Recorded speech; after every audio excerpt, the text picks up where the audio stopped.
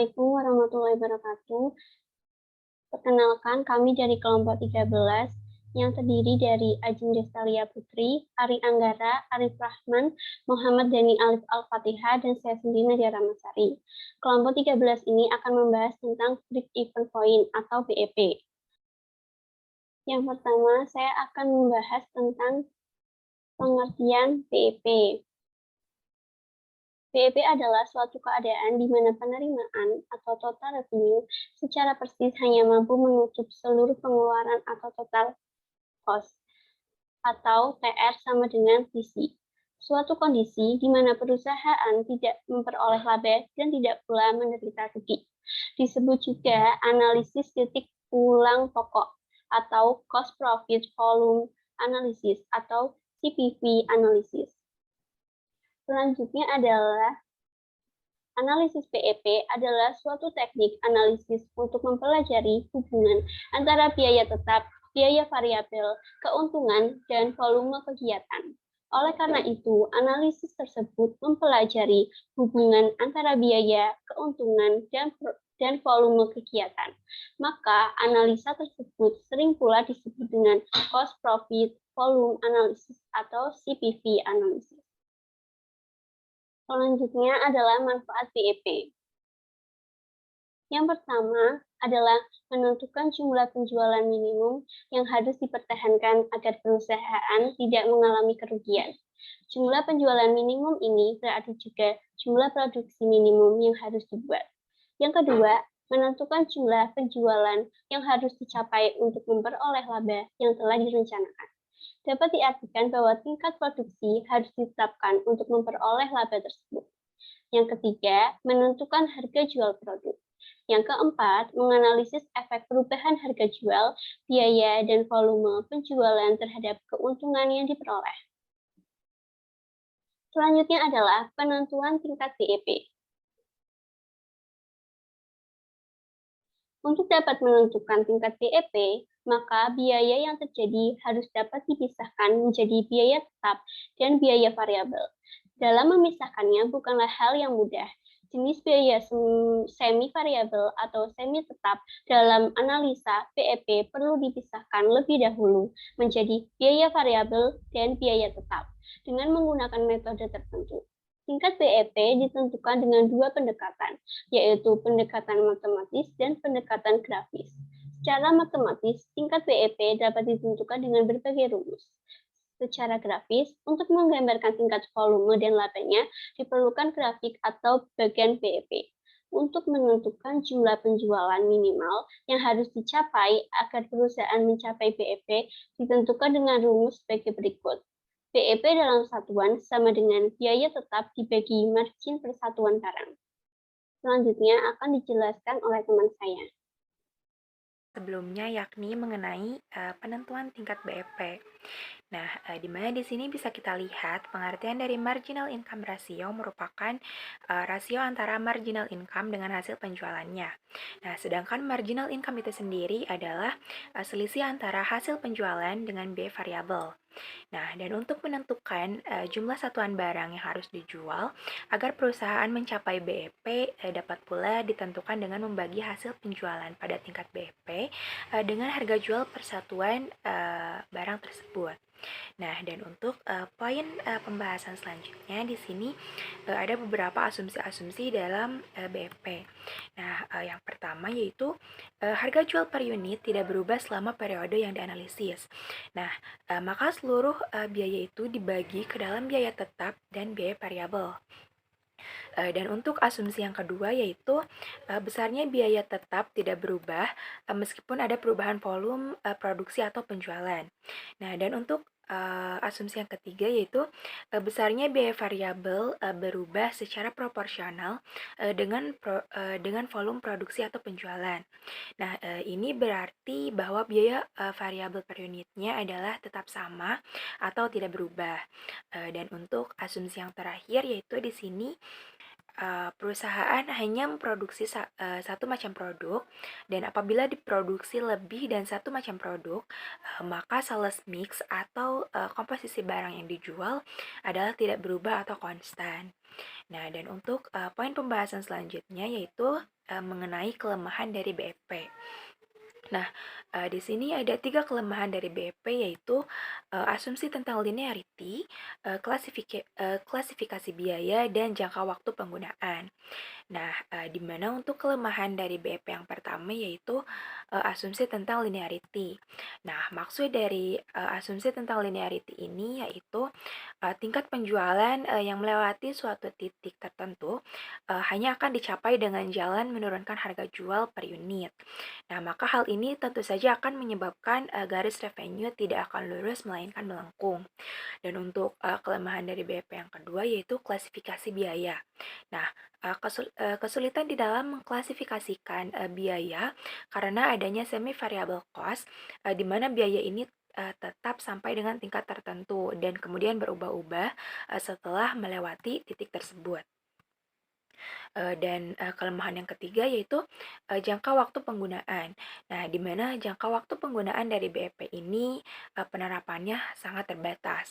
Nah, biasanya hanya digunakan di dalam pembuatan proyeksi dalam operasional selama 1 tahun. Dan untuk poin pembahasan selanjutnya yaitu komponen penghitungan dasar BEP. Nah, di sini bisa kita lihat ada 3 penghitungan dasar BEP, yaitu yang pertama ada fixed cost. Nah, di mana komponen ini merupakan biaya yang tetap atau konstan.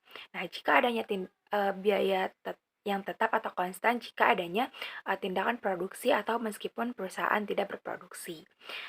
Contoh dari komponen biaya ini yaitu biaya tenaga kerja, biaya penyusutan mesin, dan lain-lain. Dan untuk komponen penghitungan dasar BEP selanjutnya yaitu variable cost. Nah, di mana komponen ini merupakan biaya per unit yang sifatnya dinamis tergantung dari tindakan volume produksinya. Nah, jika produksi yang direncanakan meningkat, berarti variable cost itu sendiri pasti akan meningkat. Nah, contoh dari biaya variable cost ini yaitu biaya bahan baku, biaya listrik, dan lain-lain. Dan untuk penghitungan dasar BEP selanjutnya yaitu selling price. Nah, di mana komponen ini adalah harga jual per unit barang atau jasa yang telah diproduksi. Nah, mungkin hanya itu saja yang dapat saya jelaskan atau paparkan. Dan untuk poin pembahasan selanjutnya akan dipaparkan atau disampaikan oleh rekan saya Ari.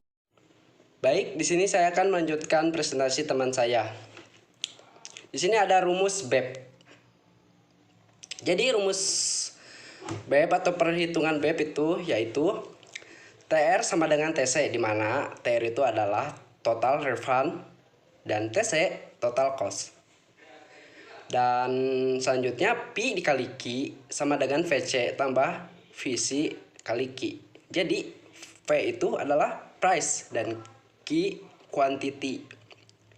FC ditambah VC kali Q. FC yaitu fixed cost dan VC variable cost dikali Q.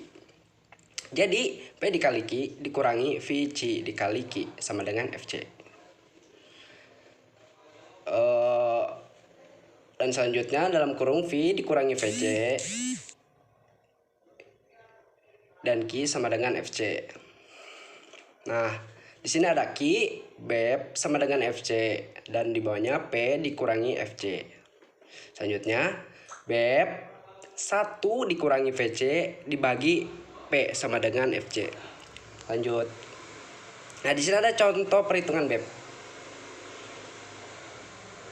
Lanjut. Nah, contohnya itu selama tahun 2011 perusahaan ABC menjual 100.000 unit produk dengan harga 20.000 per unit. Biaya variabel atau dibagi unit adalah 14.000 dan biaya tetap jumlahnya 79.200.000. Jadi tentukan BEP dalam unit dan rupiah. Poin kedua, berapa laba operasi yang diperoleh perusahaan pada tahun 2011? Dan nomor 3, berapa unit yang harus dijual agar perusahaan memperoleh laba operasi sebesar 90 juta. Dan yang terakhir, berapa unit yang harus dijual jika perusahaan menginginkan laba bersih setelah pajak 20% adalah 240 juta. Selanjutnya, Nah, di sini ada mencari BEP dalam unit dan rupiah. Jadi, jawaban yang soal pertama itu yaitu Ki BEP atau sama dengan FC yang rumus tadi ya di awal, dan P dikurangi VC. Jadi FC atau jumlahnya yaitu 79.200 sama dengan 79.200, 20.000 dikurangi 14.000. Nah, jumlah itu tuh dibagi. Dan Ki BEP sama dengan adalah 13.200 unit. BEP atau rumusnya BEP sama dengan FC 1 dikurangi total FC dibagi, terus dibagi FC. Jadi 79.200 1 dikurangi 14.000 jadi 20.000. Jadi hasil 7.200 dibagi 20.000 sama dengan 264 juta. Jadi kuantitas yang harus dijual agar perusahaan berada dalam kondisi impas adalah 13.200 unit atau nilai penjualnya adalah 264 juta. Lanjut.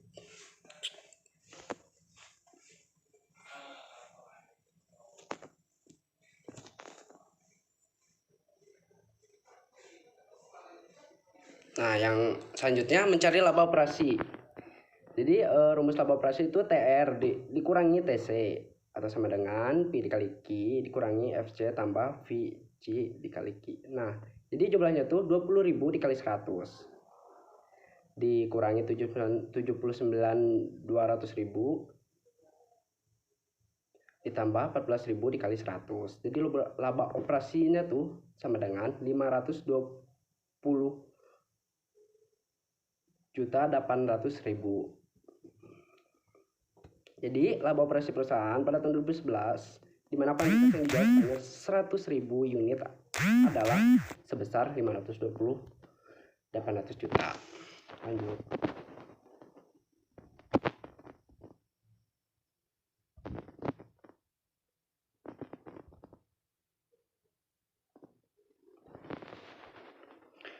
Nah, yang terakhir mencari jumlah yang poin C, mencari jumlah penjualan untuk mencapai laba target. Langsung jawab ya. Jadi rumus laba operasi yaitu TR dikurangi TC sama dengan PQ dikurangi FC tambah VC dikali Q. Nah, jadi hasilnya tuh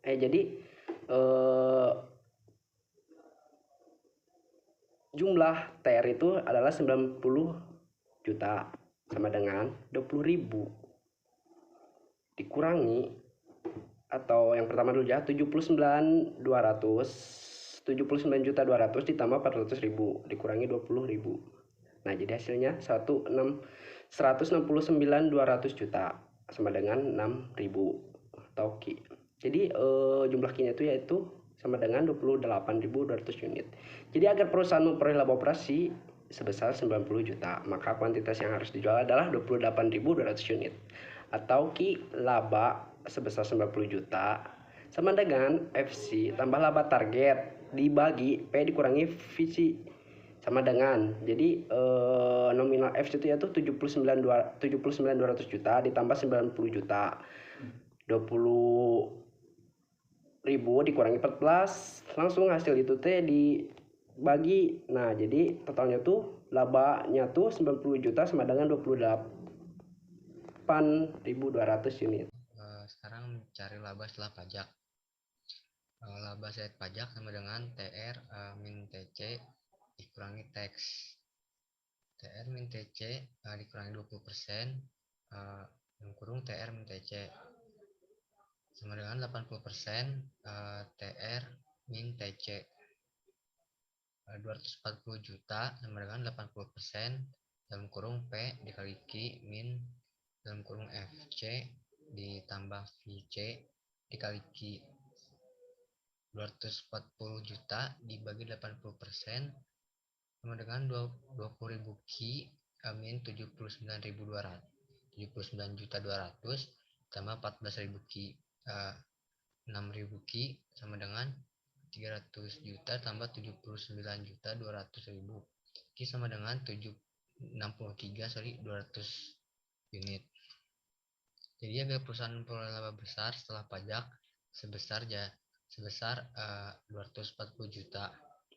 Maka unit yang harus dijual adalah 63.200 unit.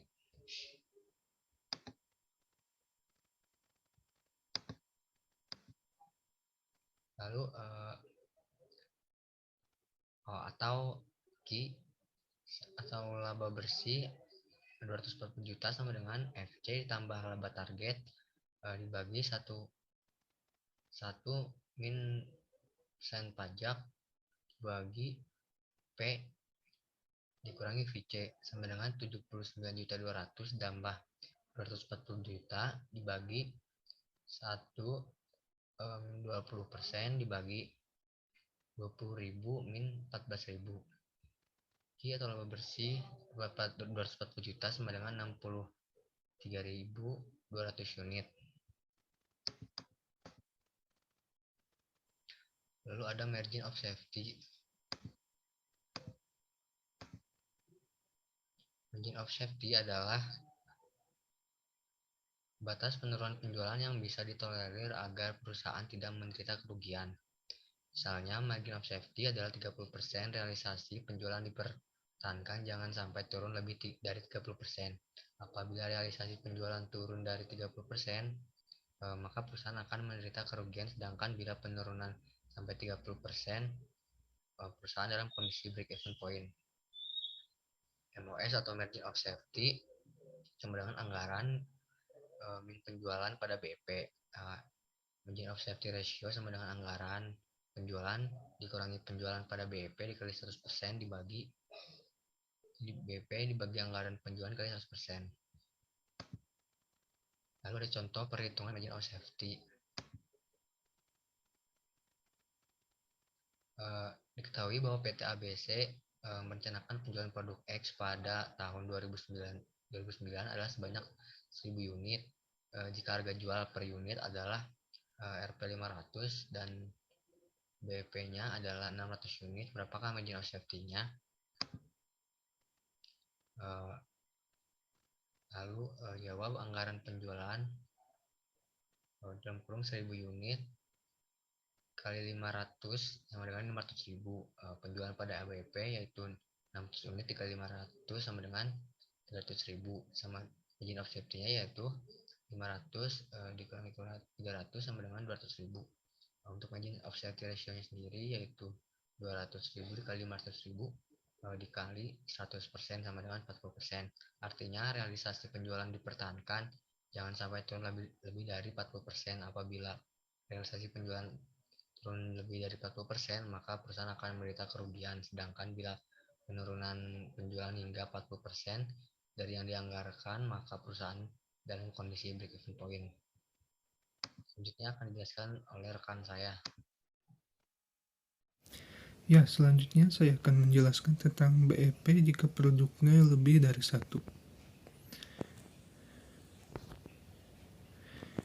Untuk mencari BEP dari 2 produk atau lebih, maka perhitungannya agak berbeda sedikit dengan cara mencari BEP satu jenis produk, karena adanya perbedaan variable cost dan juga harga jual per unit dari masing-masing produk.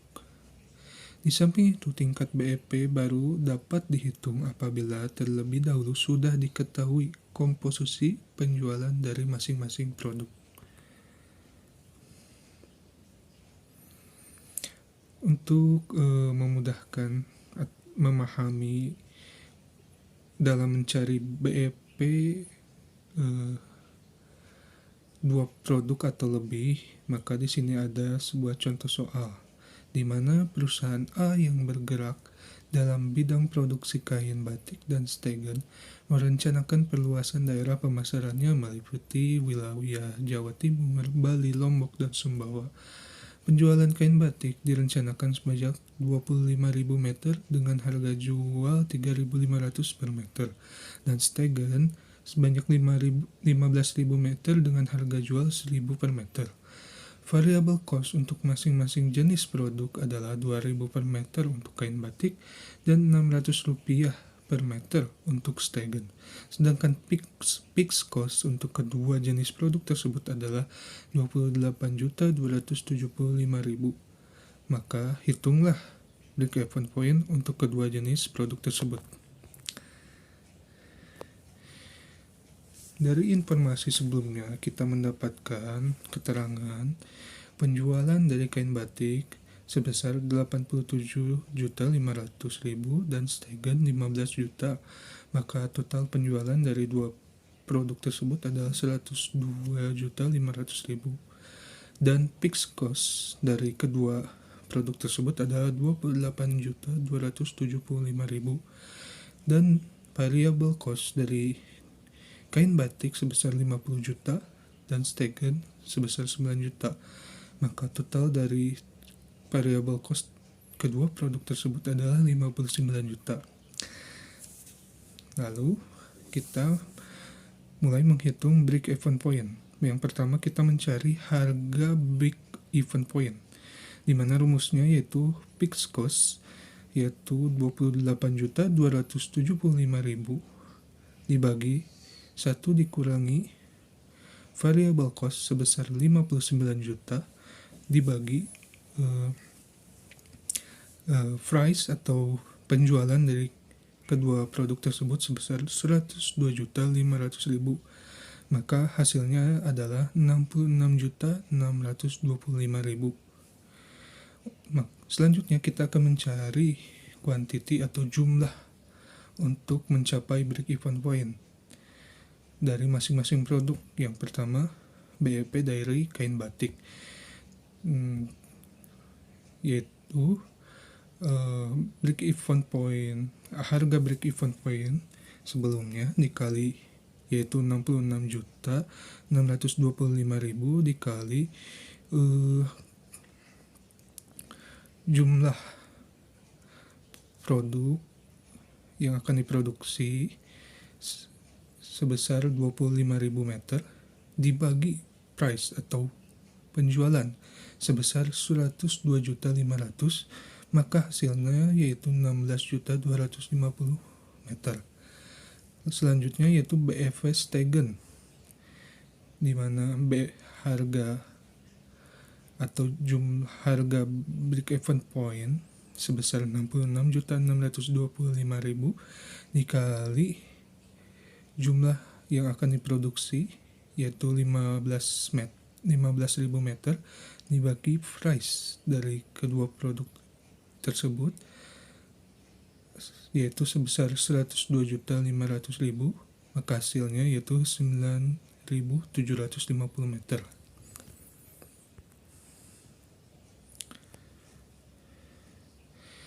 Perhitungan tersebut didasarkan pada asumsi bahwa sales mix atau komposisi produk yang dijual atau komposisi penjualannya adalah tidak berubah atau konstan. Dalam hal ini maka quantity atau jumlah penjualan kain batik dibanding Stegen yaitu 25.000 meter dibanding 15.000 meter, maka hasilnya yaitu 5:3. Dan dari data BEP yang sudah kita hitung, kain batik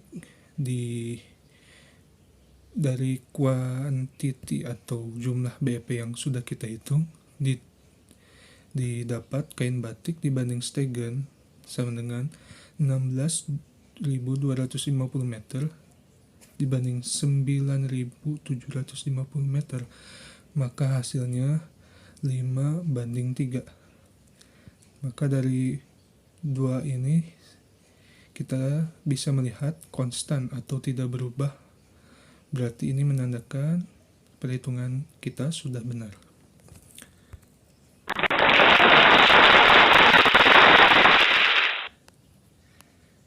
Terima kasih, mungkin itu saja dari kelompok kami.